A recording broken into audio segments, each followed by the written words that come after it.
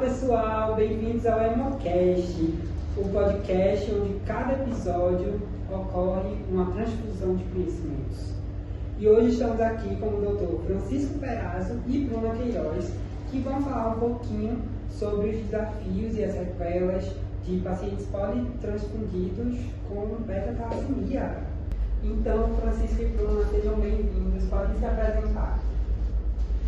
Bom, eu sou o Dr. Francisco Perazzo, biomédico e doutor em hemoterapia e hematologia, e é uma honra participar do Hemocast para poder dividir o conhecimento com vocês.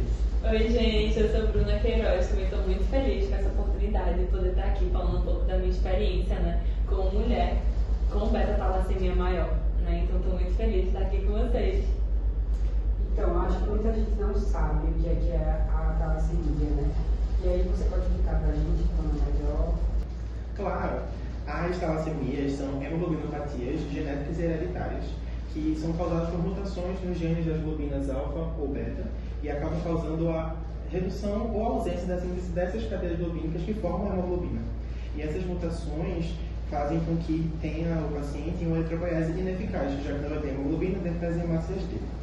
A maioria das mutações da talassemia vem do Mediterrâneo e elas se apresentam em três condições clínicas, que é a talassemia menor, ou traço talassêmico, em que a pessoa tem uma anemia leve mas tem vida normal, ou então a talassemia beta intermediária, em que a anemia já vai do leve até um pouco mais grave e a pessoa pode precisar de uma transfusão crônica ou então até mesmo esporádica, e a talassemia beta maior, em que o paciente tem uma anemia muito mais severa e é necessário que sejam feitas transfusões sanguíneas entre 2 a 4 semanas a partir do primeiro ano de vida.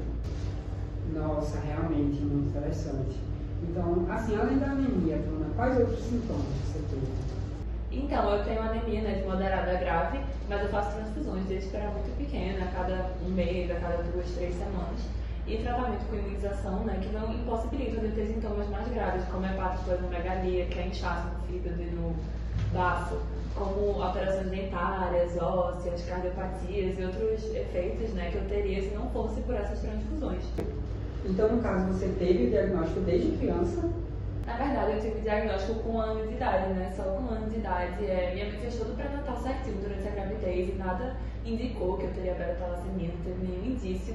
Aí eu nasci e por mais ou menos 1 ano, né? Quando eu completei 1 ano, antes de completar 1 ano, eu comecei a ter sintomas fortes de anemia. Palidez, fraqueza, um cansaço. E aí foram investigar a causa dessa anemia. E aí foi quando fizeram todos os testes, né? Depois o doutor explica melhor. Fizeram todos os testes e descobriram, né? Me deram o diagnóstico de beta-talassemia maior. E aí já começou as transfusões, já começou todo o processo para eu conseguir ter uma qualidade de vida que eu tenho hoje.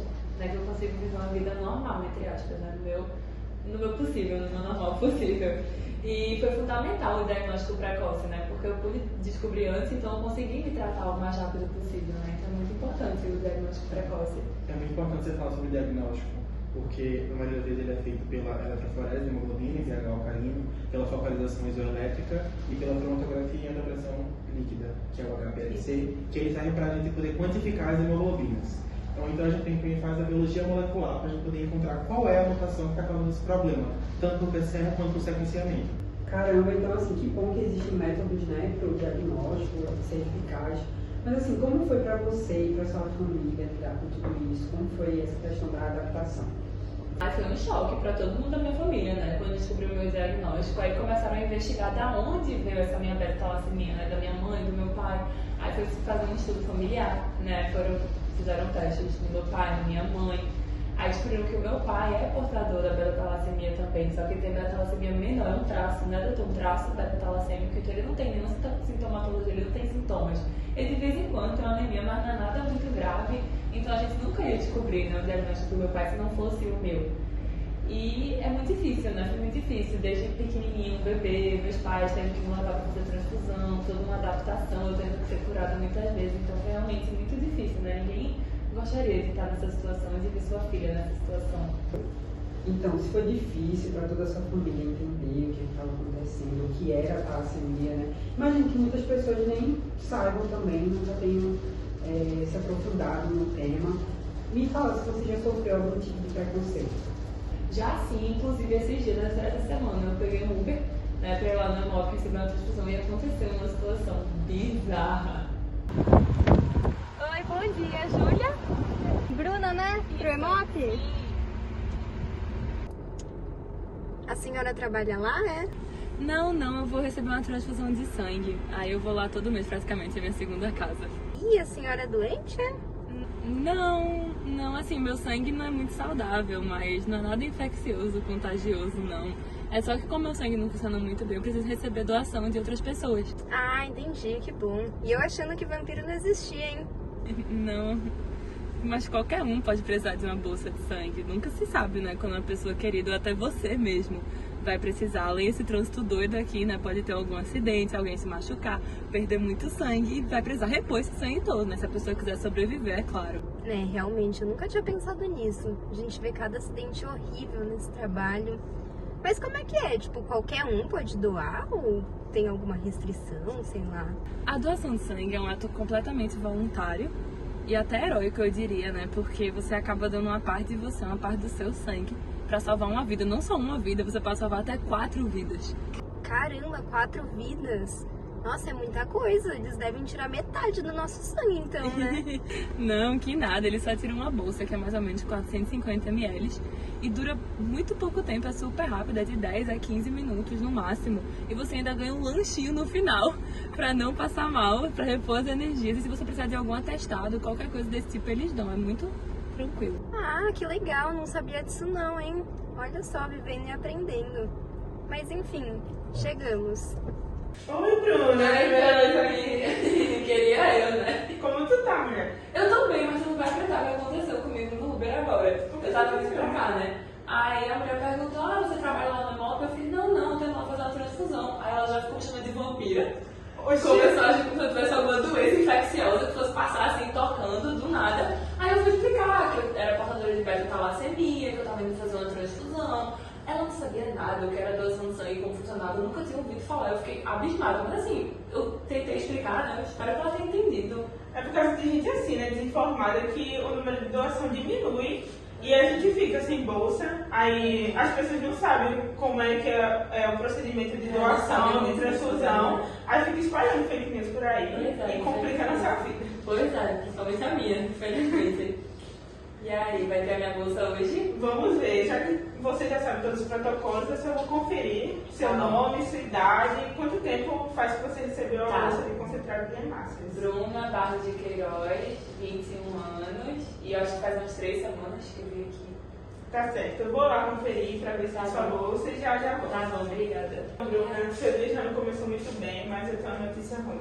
Não temos bolsas. A gente estava esperando chegar mais bolsa, mas não chegou. Então só próxima semana ou quando a gente te ligar. Tudo bem. Então a gente te liga qualquer coisa quando chegar e... Caramba, não tem nem Desculpa. Parece no tempo da pandemia de novo, né? Me desculpa, mas a gente te liga, tá? Tchau. Tá bom, obrigada. Tchau. Caramba, então assim, essa rotina parece ser bem cansativa, né? Eu fiquei aqui pensando, se em momentos mais sensíveis, como é que era no caso da pandemia? Como é que foi? Pois é, a pandemia foi um período muito difícil, porque teve uma diminuição enorme dos estoques de bolsa de sangue, né? Porque as pessoas estavam isoladas em casa, então as pessoas não saíram de casa pra nada. Eu saí pra doar sangue? Claro que não, né? Então assim, teve uma diminuição drástica do estoque de sangue. Então as transfusões que antes eu fazia a cada 2 semanas se tornaram a cada 1 mês, ou 1 mês, 1 semana. Então assim, foi muito difícil. Eu ia no centro, não tinha bolsa suficiente. Foi bem complicado mesmo. E o aumento do intervalo das transfusões, ele pode ser bem prejudicial para o paciente com talassemia. Quanto mais tempo ele passa sem receber o sangue, maior são os sintomas de sua anemia. O que a gente recomenda é que o paciente ele fique bem atento ao seu exame de transfusão. E sempre que uma hemoglobina estiver perto de 9, que é um valor baixo, mas ainda é estável, ele já precisa ir até o centro para poder receber essa transfusão. Tem até alguns dados para compartilhar. Segundo o Ministério da Saúde, na pandemia, houve uma redução de 15 a 20% das doações de sangue. Em 1 a cada 4 pacientes ficaram sem receber bolsa de sangue. Caramba, realmente, né? Deve ter sido assim, um período bastante preocupante para todo mundo que passa por isso. Mas assim, doutor, já que a gente está aqui, vamos falar do assunto principal, né? Uma pessoa que recebe assim, tanto sangue, ficam algumas sequelas, elas existem? Bom, existem sim. A maior dificuldade de receber sangue rotineiramente e de doadores diferentes é a aulonização eritrocitária. Mas o que é isso? A aulonização ocorre quando nossas células entram em contato com antígenos que nunca tiveram no nosso corpo antes. Então, quando a gente recebe o sangue de uma pessoa diferente, existem moléculas nas células sanguíneas delas que induzem a resposta imune no nosso corpo e nosso corpo fica sensibilizado para isso. Pode ter uma reação logo na primeira vez que tem a transfusão, vai ser mais comum no sistema ABO, porque os organismos são mais imunogênicos. Em relação aos outros sistemas sanguíneos, o corpo é sensibilizado e numa transfusão seguinte pode ocorrer alguma reação. Nossa, então, doutor, quais são esses sistemas sanguíneos que o senhor fala? Existe algum que é mais comum para causar a imunização? Existe sim. Os sistemas sanguíneos mais comuns de causar a imunização placentária são o sistema RH e o sistema KEL, porque eles são muito polimórficos e têm maior chance de ocorrer. Tem até um estudo realizado em São Paulo, entre os anos 2003 e 2009, que mostra quais foram os anticorpos que causaram maior imunização, que foram produzidos nessa imunização. E foram justamente os anti-E, anti-D, anti-K e anti-C, que fazem parte desses dois sistemas. Isso corrobora com outros estudos, como o estudo feito em Porto Alegre, entre os anos 2007 e 2017, em que os sistemas investigados foram os mesmos, os mesmos anticorpos em posições diferentes. Então, o senhor falou sobre esses anticorpos formados com a imunização, mas tem algum que acontece com maior frequência? Existe algum perfil de paciente que ele sofre mais assim, essa propensão à imunização? Bom, mencionando de novo esses estudos, o estudo em Porto Alegre observou uma taxa de 26% dos pacientes politransfudidos, não apenas beta-talassêmicos, como fenotipados. Já o estudo de São Paulo teve uma taxa de 7,5% dessa imunização. Quanto ao sexo, não há diferença nem há distinção de idade, porém há pacientes com o gene HLA-RB115 que parecem ter mais propensão a ter a imunização. Fora isso, existe uma relação que não foi bem estudada entre o RH negativo e a imunização. Então, realmente afeta, né, uma parcela desses pacientes. Mas, assim, na prática, o que isso interfere para quem precisa receber sangue continuamente? Isso acaba dificultando um pouco a quantidade de bolsas que tem disponível, pois se o paciente possui cada vez mais anticorpos, a menor quantidade de bolsas de sangue que vão ter disponíveis para ele. Eu mesmo já tive problemas com a imunização, né? Mas é muito importante os portadores, as pessoas, os pacientes, né, saberem o que está acontecendo com o seu corpo, saberem o porquê, para se caso aconteça alguma coisa, né, você já saber como agir, o que fazer. Outra sequela que é importante mencionar é a sobrecarga de ferro. O nosso corpo ele possui poucas maneiras de eliminar o ferro, já que ele está sempre tentando reciclar. Mas como o paciente está recebendo tantas hemácias com tanto ferro, esse ferro acaba se acumulando em alguns locais do corpo, como o coração e o pâncreas, podem causar cardiopatia ou até mesmo diabetes. Eu tive problema hepático, né? Já tive problema no ferro por causa do fígado, por causa do excesso do ferro. Aí eu tive que tomar um remédio, né, para tirar o ferro, né, doutor? Isso mesmo, Bruno. O tratamento é feito com a queimação de ferro. E tem alguns fármacos que podem ser usados para esse tratamento. O principal deles é a desarepona. Então, pessoal, agora a gente recebeu um super chat. Teve um amiguinho que enviou um chat por R$5, ajudando a Associação Brasileira de Talassemia, o Abraça. E aí ele teve direito a uma pergunta, foi o Patrick Estrela 24. E ele está perguntando se a talassemia passa, porque o sonho dele é casar com essa mulher. Ai, gente, vocês são demais. Meu Deus, gente. Ela passa sim, porque eu peguei do meu pai, né? Como eu expliquei aqui, meu pai foi diagnosticado com traço beta-talassêmico. Mas não se preocupem, porque com diagnóstico precoce, você consegue ter uma qualidade de vida muito boa, né? Fazendo transfusões e tal. Então, ter o apoio familiar, ter o apoio de um centro perto da sua cidade onde você mora é muito importante, você consegue viver tranquilamente.